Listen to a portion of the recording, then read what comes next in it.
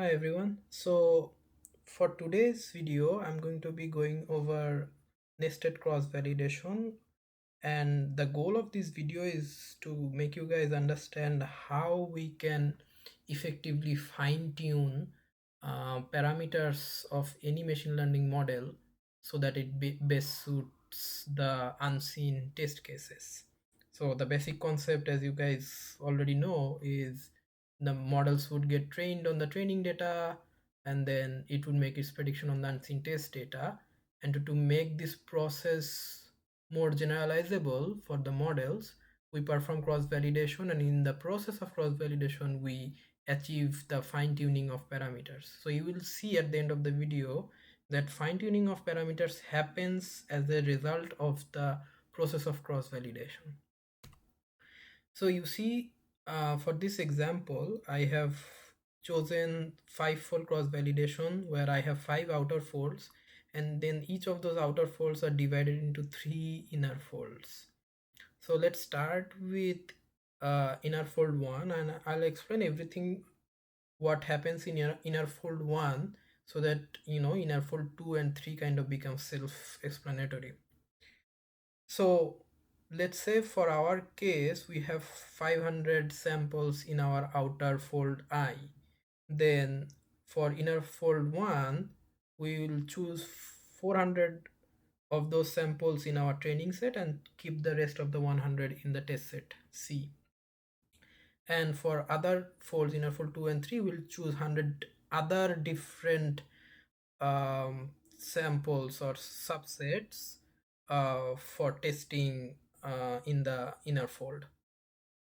So let's assume we have uh, x possible combinations of parameters. We have, let's say, n number of parameters from which we can gain x possible number of combinations, and we'll test out each of those combinations in the training fold and test fold of each inner folds. So let's look at this slide. Then for the scope of simplicity, I have only uh, provided an example with 5 combinations of parameters. So theta 1 is the first combination of parameter, and theta 5 is the last of the 5 combinations. So parameter combination theta 1 in inner fold 1, when you fit in the training set, it would give you a root mean square error on the training set.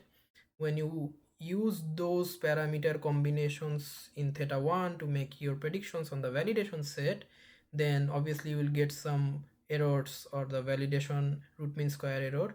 You will calculate the difference, and for this example I have also given you the f1 weighted.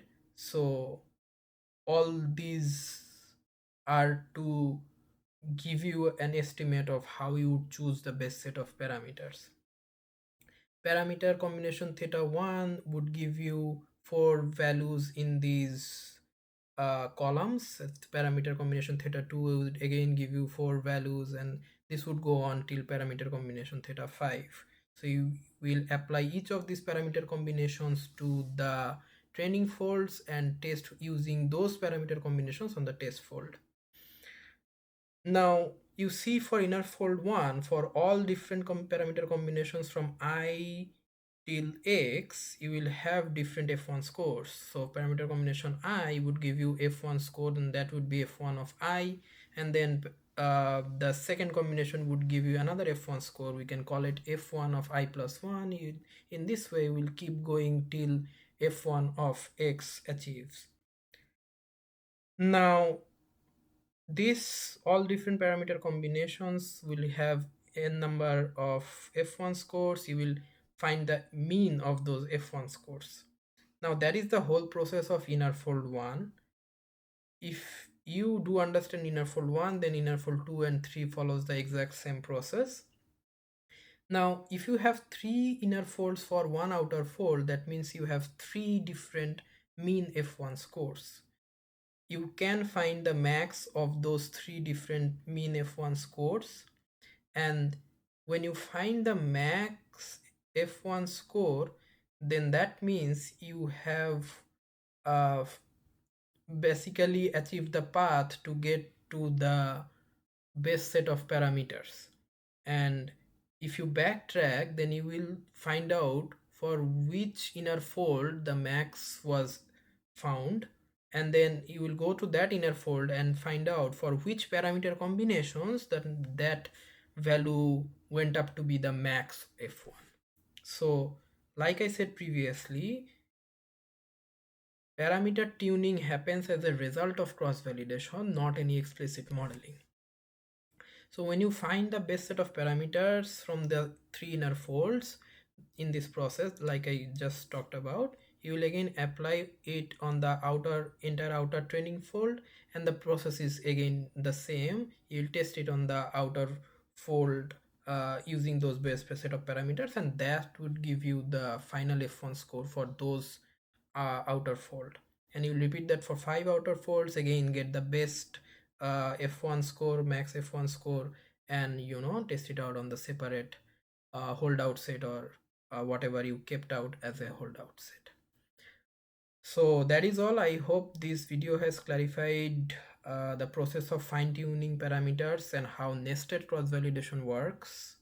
If I have proven any knowledge for you to be useful, then that would be really great. Thanks.